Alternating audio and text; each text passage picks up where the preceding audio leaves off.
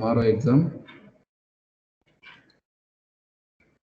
whatever the assignment questions I given, from those questions only, tomorrow you can expect the questions. Okay, so shall we start? Only 20 people have joined.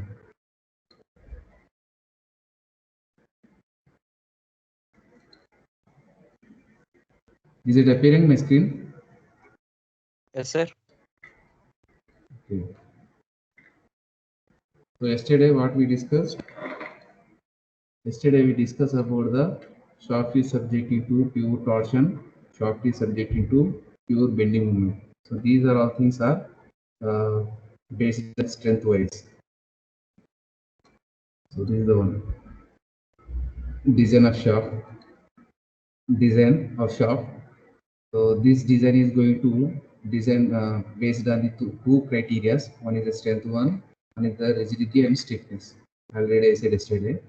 So in the strength wise, yesterday what we discussed, subjecting to pure torque and pure bending moment. Okay. Now today we are going to discuss about the shaft subjecting to the combination of the this about. Okay. When the machine components are subjecting to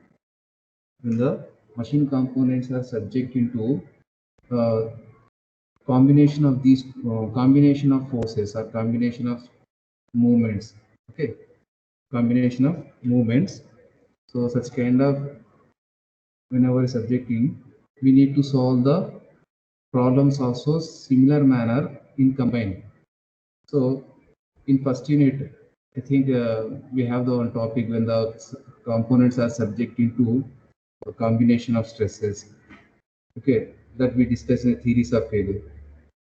Okay, so the theories of failures are going to use here. So for this topic wise,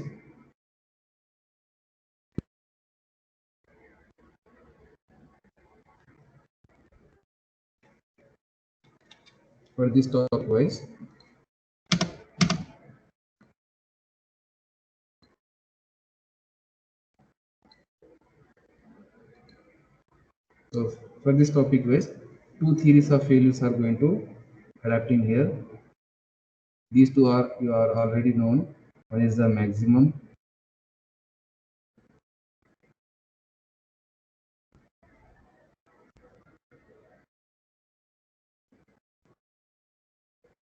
Another one.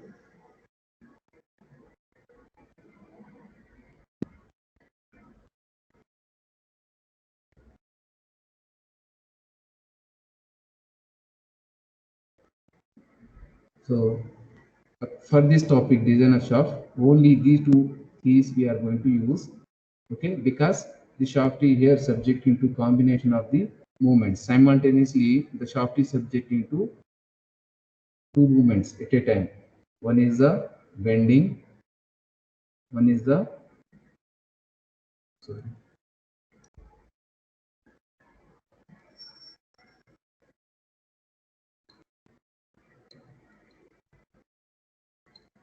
One is the bending, another is the torque. Okay, so simultaneously these movements are going to generate. Now, first one, if you go through the one by one, this is the third topic, combination of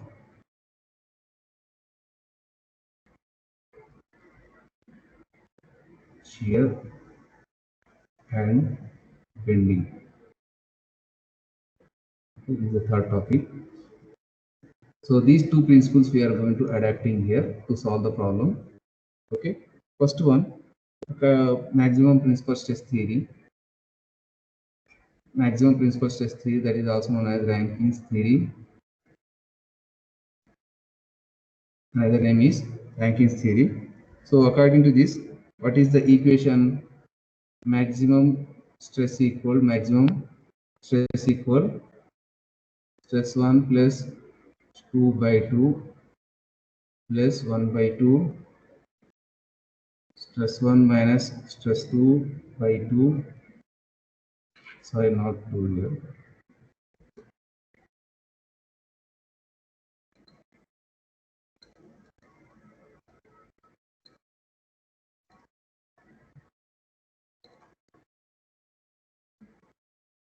whole square plus 4 shear square.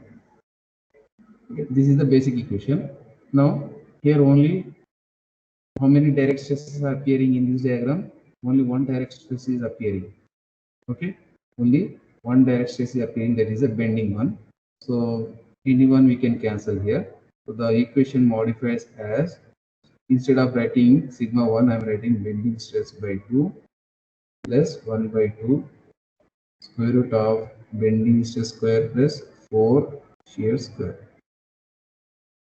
This is equal maximum stress, permissible stress. Okay, this is the equation. Now when the shaft is subjecting to pure bending, what we got the equation in previous case. In second case, if you go through the second case, because here the shaft is subjecting to pure bending. At this time, what we got? Sigma stress, sigma B here. We can find the sigma B. So from this equation 1, bending moment M equal pi by 32 into d cube into sigma B. This equation I am taking here. I am writing here in bracket. Bending moment pi by 32 sigma B into d cube. So from this equation, sigma B means what? Sigma B is M into 32 by pi d cube. Okay. Now, what is here shear stress? When the shaft is subjected to pure torque, what is the equation? So see, this is the one equation 1. The design of shaft based on the pure torsion. So here, this equation I am selecting. Torque transmitted by shaft T equal pi by 16 into sigma s into d cube. So the equation 1 I am selecting. Equation 1 I am selecting here. Torque P equal pi by 16 into sigma s into d cube. So sigma s is nothing but here shear stress. Okay, this one. Now from this relation, what is shear stress? T16 by pi d cube. Okay. For your better understanding, I am writing in brackets. Okay. Now substitute the sigma b value and shear stress value in this equation. So what is the maximum permissible stress equal? Sigma bm 32 by pi d cube by 2 plus 1 by 2 square root of m32 by pi d cube whole square plus 4 into 16t by pi d cube whole square. Okay. Now from this m32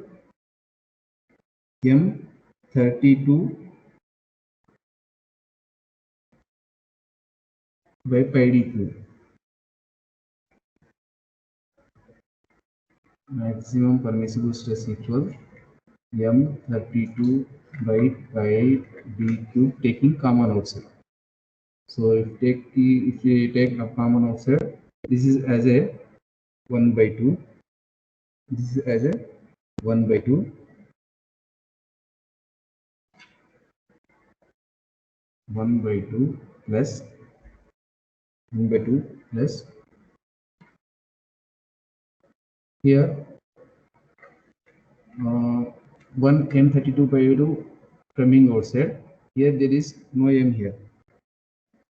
Okay, so for that reason m32 by 2, only 32 by 2 we can take outside, not m.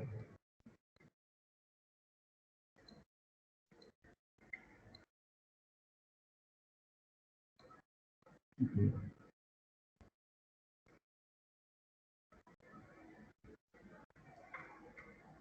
M by 2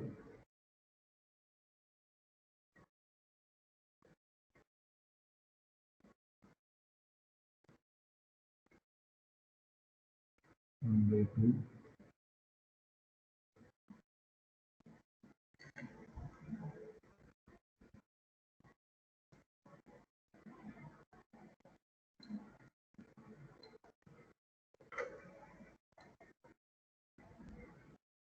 So here what we will get m square plus n square plus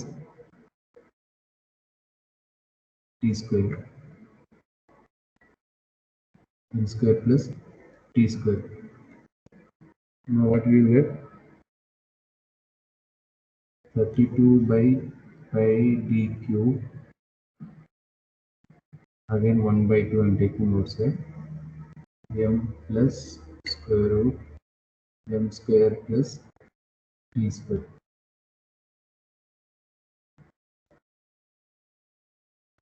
So it means this is the maximum.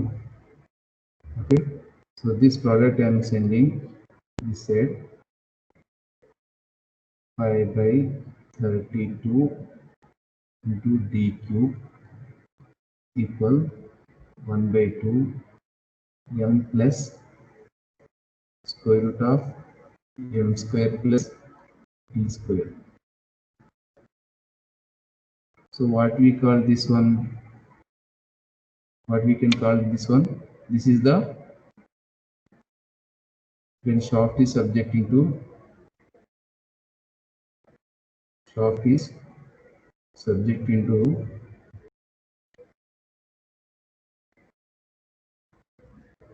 pure bending,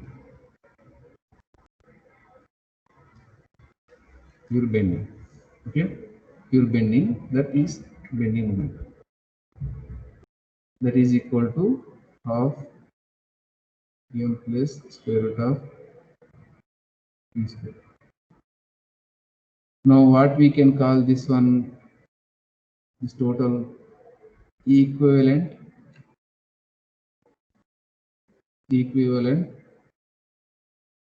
bending moment,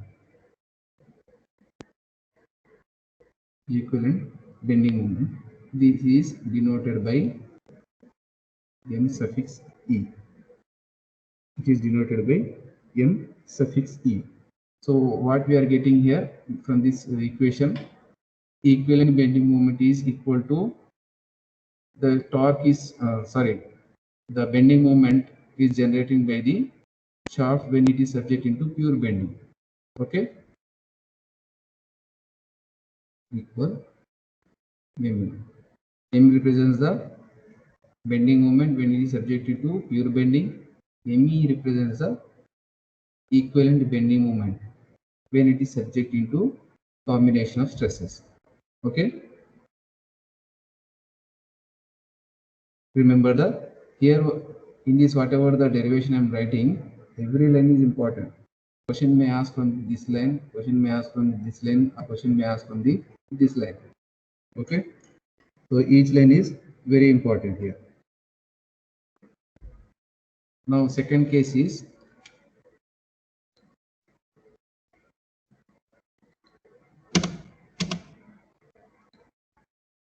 what is the second case here? The second case is according to the maximum shear stress theory.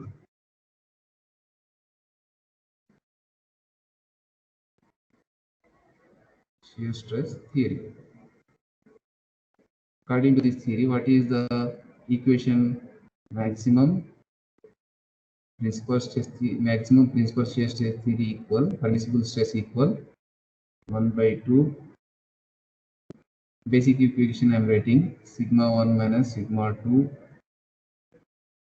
whole square plus 4 shear square. This is the basic equation. Now because here it is subject into only one direct loading, for that reason I'm making the equation stress 2 as a 0. Now 1 by 2, instead of writing sigma 1, I'm writing this bending stress square plus 4 shear due to torsion square. Okay, now what is bending stress? Just now we have written here. What is bending stress? Bending stress is a m32 by pi d cube. Bending stress is m32 by pi d cube. What is shear stress? T16 by pi d cube. Okay, substitute these two values. in this above equation, these values in this equation, if you substitute m32 by 5d cube plus 4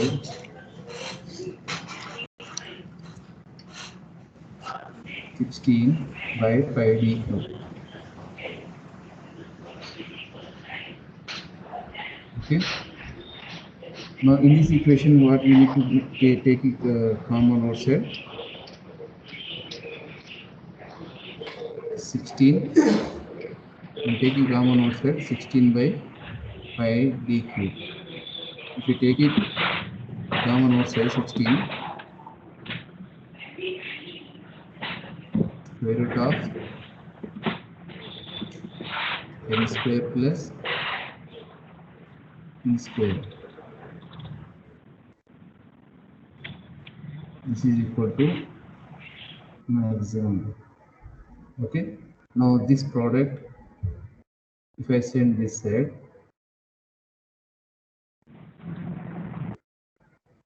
pi by 16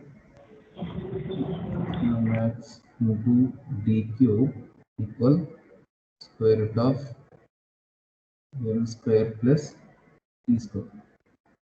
Okay. This one what we can call, this is the torque transmitted by the shaft when it is subjected to pure torsion. This is pure torsion. Now this one we can call as a equivalent torsion moment. Equivalent torsion moment is equating to the pure torsion when this shaft is subjected to the pure torsion. Okay, so this one T equal, this one we can also write as a TE.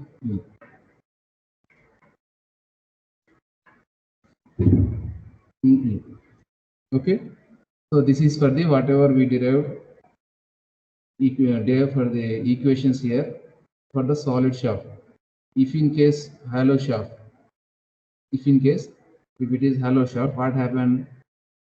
Instead of writing here, see here, instead of writing here d cube, we need to write additionally here 1 minus k power 4. Okay, here also, here additionally we need to write 1 minus k power 4 if it is in case of hollow shaft. Okay, so this is when the combination of shear and bending act simultaneously. Two theories we are adopting. One is the maximum principal stress theory, Rankins theory. Another one is the maximum principal shear stress theory. According to these two theories, we are deriving this one. Okay, so make a copy or take a screenshot.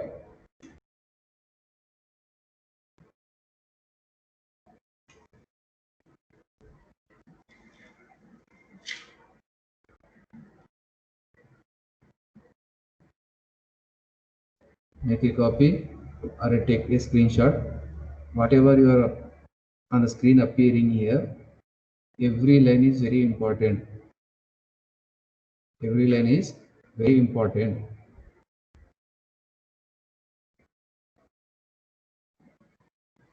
Now see here, in this third one, combination of shear and bending, we are assuming that shear and bending both are acting simultaneously, but magnitude is constant. We are assuming that here magnitude is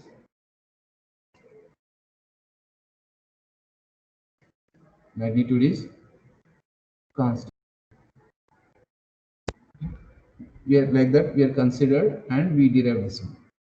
But the condition is, there is no condition.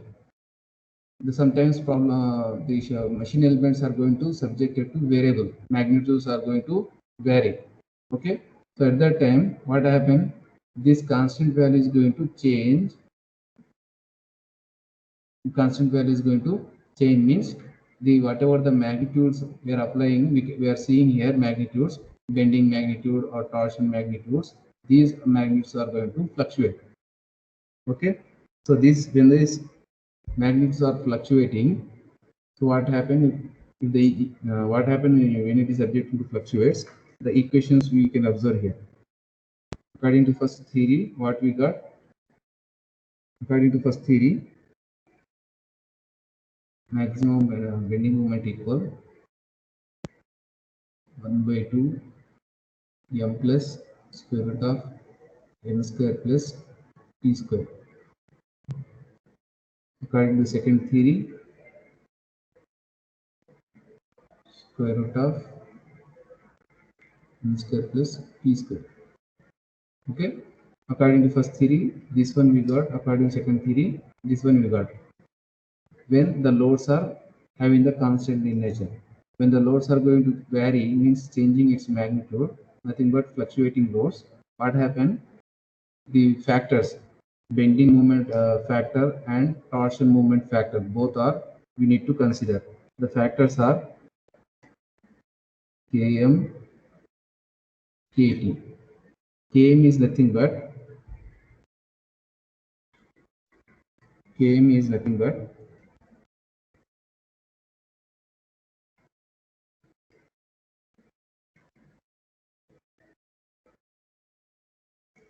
Km is nothing but combined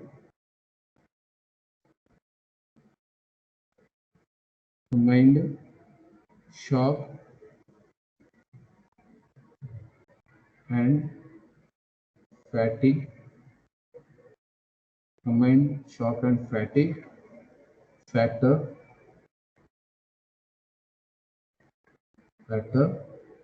for bending. Now Kt is combined shock and fatigue factor for torsion. So these two factors we need to multiply the respective moments. It means the above two equations are going to change like this.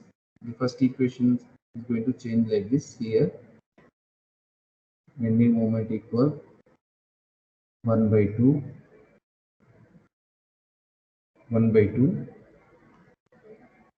Km into capital M plus square root of Km into capital M square plus Kt into capital T whole square. Okay. Now the second equation is going to change like this. T equal Km into capital M square Kt into capital T square. So when we have to use these two equations, when the shafts are going to subjected to fluctuating loads under combination of shear and bending. Under combination of shear and bending, the shafts are going to subject into fluctuating loads. In previous case, when the shaft is going to subject into constant load. Okay. So make a copy or take a screenshot. So better whatever I'm writing on the screen, you record in your notes. Okay. So this Km value, Kt values have some values are there that I will show you this diagram. So see this diagram. Recommended Km value and Kt values. In the stationary shaft, this is the values. For rotating shaft, this is the values. Gradually, for the gradual applied load, Km value 1, Kt value 1. This is easy for remembrance for the stationary shaft. When the shaft is subject to sudden applied load on stationary shaft, so at this time 1.5 to 2, 1.5 to 2. And rotating shaft 1.5, 1. And suddenly applied load with motor, so 1.5 to 2, 1.5 to 2. Km value, Km one factor, Kt is another factor for bending. Km is for bending, Kt is for the torsion. Okay. So remember these values. These values are helps when solving the problem. Okay. At any cost, you need to remember these values. First one is a gradually apply load, sudden apply load for the stationary shaft. Okay. Now similarly here for rotating shaft, gradually, sudden apply load. Suddenly apply load with heavy shocks. Here light shock loads, here heavy shocks. Only the two differences. Okay. Now see here another topic is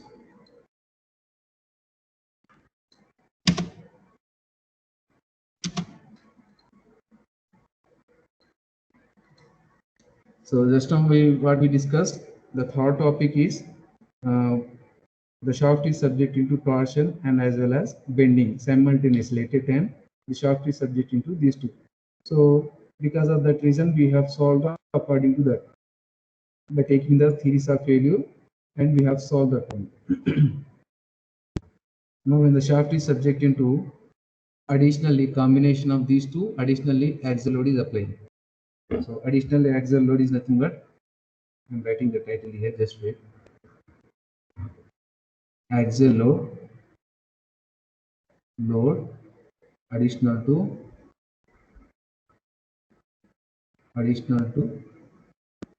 combined torsion and bending. So just now we have completed the combined torsion and bending. Now in this fourth case, what happening here? Additionally, the axial load applied. So where we can see this application in our actual life practice, where we can find this situation. Fourth case, the fourth case we can find in the marine propeller shaft. In the marine propeller shaft. So see here, I'm drawing one figure for the marine propeller. Suppose this is a marine. So this is the propeller shaft. This is the propeller shaft. Okay. This propeller is continuously rotating. So because of continuous rotation, what happened? This propeller is going to suck the water like this. Because of sucking this water, the marine is going to move forward, isn't it? Now, what we can find, because of continuous rotation, it is subjected to twisting, torsion, and because of whatever the mountains are applying, mountings means like a crankshaft or gears, pulleys, whatever the inside the engine are applied on this propeller shaft. Because of this reason, it is subjected to bending moment. And because additionally, this is the combination of the bending moment and torsion. Now what happening here? Additionally, one axial load is applying here because of suction of the water. Okay, because it is rotating. What happening? Water is sucking here. Okay, so because of that reason, what happening? One axial load is applying here. Okay, so this is the case we can find in the marine application. The fourth case. So at this time, what we need to do? We need to add the direct loads. We need to add the direct loads, and we need to follow the same as it is what we proceeded in the third case. So what we proceed in the third case, first one according to the maximum principal stress theory, second one is according to the maximum principal shear stress theory. According to these two things we have followed. So what is the equation here? Sigma 1 plus sigma 2 by 2 plus 1 by 2, sigma 1 plus sigma 2 whole square plus 4 shear square, right? Now this is the one 1 by 2 sigma 1 plus sigma 2 whole square, right? And 4 shear square. Now in this, sigma 1 represents, suppose sigma 1 I am treating as a sigma b, and sigma 2 I am treating as a axial load, due to axial load. Here also sigma 1 I'm treating as a due to bending, sigma 2 I'm treating as a due to axial, due to bending and due to axial. That's all. If we added the axial here and axial here, we can solve the problem. Okay. Now first case, if through starting the first case I'm solving. Axial stress is nothing but direct load, nothing but load by area. Okay. Now what is the area here? Area we are considering. This is a shaft, circular shaft. So for that reason, area I'm calculating 5/4 into d square. Okay. Now the equation comes as 4p by pi d square. Okay. Now what is sigma b? Just now we have studied m32 by pi d cube. Okay. Now write what you will get.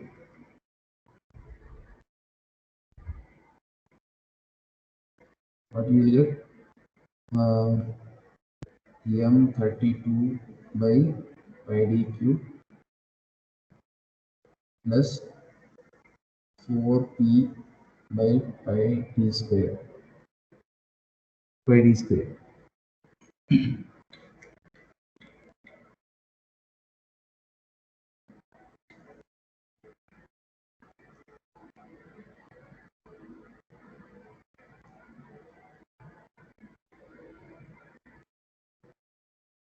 If we take the 32 by pi d cube outside, sorry, one thing, just I have done one mistake. So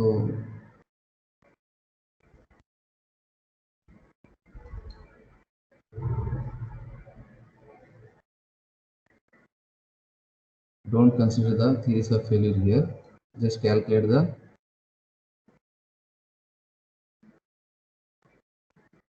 resultant stress. Okay, just calculate the resultant stress.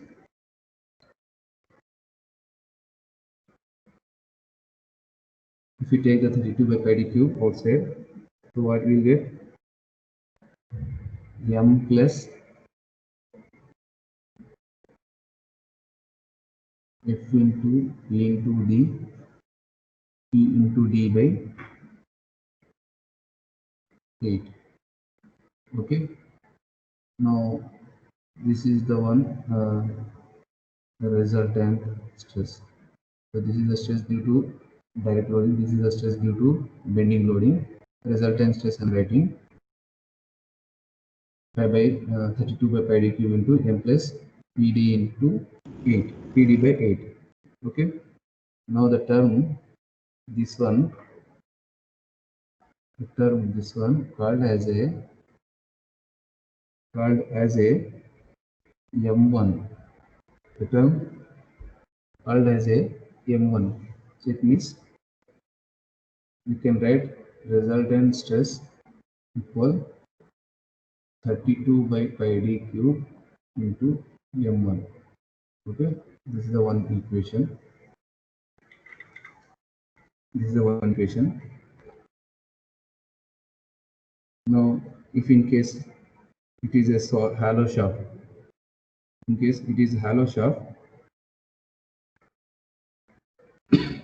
direct stress is load by area. Area is pi 4 into d naught square minus di square. So the equation changes as 4p by pi into 4p by pi into d naught square 1 minus k square. Now bending stress for the hollow 32m into pi d cube 1 minus k power 4. So resultant stress is 32m pi d cube 1 minus k power 4 plus 4p by pi d naught square 1 minus k square. Now 32 by pi d cube into 1 minus k power 4 if take outside m plus 4p m plus sorry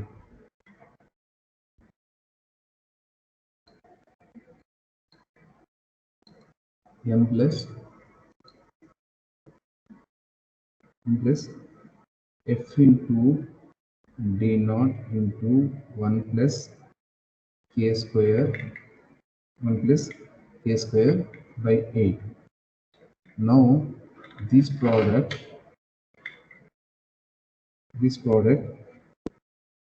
can denoted by as m1. Now the resultant stress may be written as 32 by pi d cube into 1 minus k power 4 to m1. Okay, this is the one resultant stress. Okay, now see here in this diagram, if you observe because the shaft is having the very long and load is applied at the tip of the shaft. Okay, because of that reason what happened, sometimes the shaft is going to deflect. So at that time, one factor we need to consider one factor we need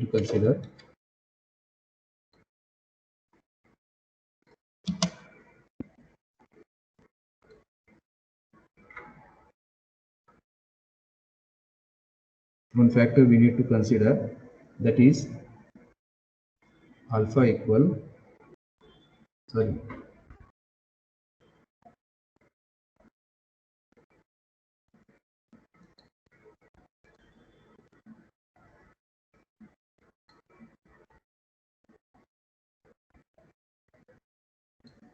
one factor we need to consider that is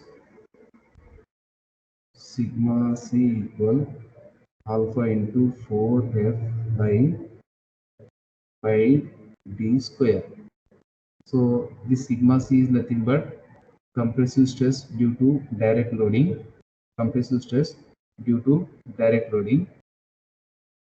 See, this is the shaft having the longer length, and because of continuous rotation of the propeller, the load is applying here.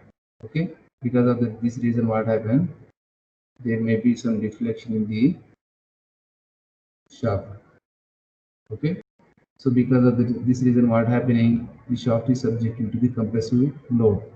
Okay, so because of that reason, alpha this compressive stress I am taking alpha into 4 into f by pi d square. Okay, here alpha represents what? Column factor. Alpha represents column factor.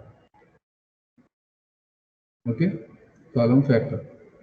If suppose this shaft is having the hollow portion, at this time the equation is alpha into 4f by or 4p by pi into d naught square into 1 minus k square. Here alpha is nothing but column factor. This column factor have the one relation, that is 1 by 1 minus 0.0044 L by K. L is the length of the shaft, K is the radius of gyration. L is the length of the shaft, K is the radius of gyration.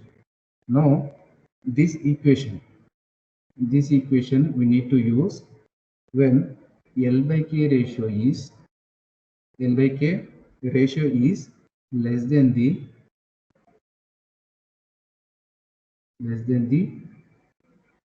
115. It means length of the shaft is given in the question Radius of gyration is given in the question.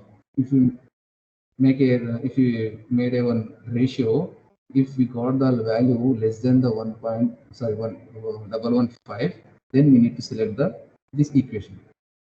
If in case L by K ratio is more than this 115 you are getting calculated value, then the equation is going to change. The equation is sigma y L by K whole square, sigma y into L by K whole square, C into pi square into E. So this, whatever the equations, whatever you are seeing on the screen, this equation I think you are already studied in this columns and stress in the strength of material. Euler's equations are there. Pi by first, by what the equation? Pi by 4 square into E into L. The equations are there.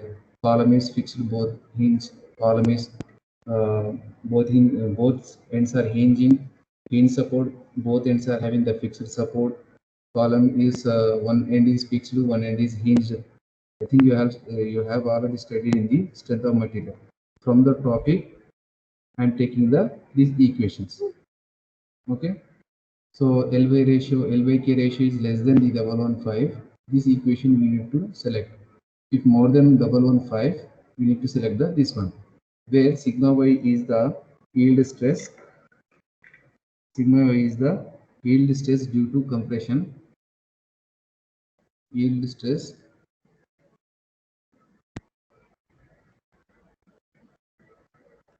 due to compression. Okay, and C is the Euler's coefficient. C is the Euler's coefficient.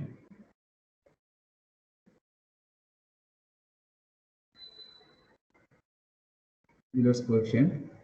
Okay, so these C values are going to different.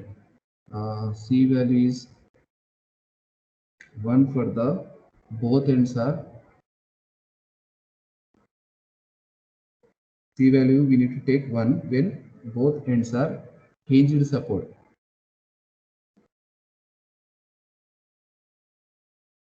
Okay, now C value is going to 2.25 when both ends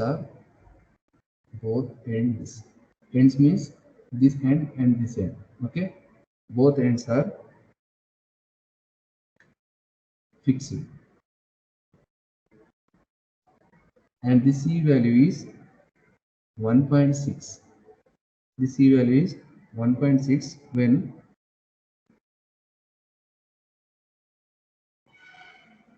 both ends are partially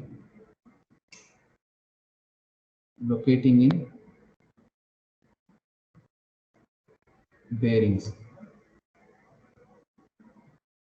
Partially locating in bearings. So these three conditions for the Euler's coefficient. These three constants are for the Euler's coefficient. Okay, so that is used here, and where capital E is the Young's modulus. Capital E is the Young's modulus. That is given in the question. Okay, so this is the theory about fourth case, in additional to the combination of stresses. Okay, these values, this alpha equation and this stress equation. So see here, after calculating this stress value here, we need to add here. Instead of writing this equation we need to write. Okay, instead of writing this equation, you can also write this one. Okay, this is for the solid shaft, this is for the hollow shaft. For solid shaft, this is for hollow shaft. Okay, What is minimum usage? So regarding today's topic, you can ask.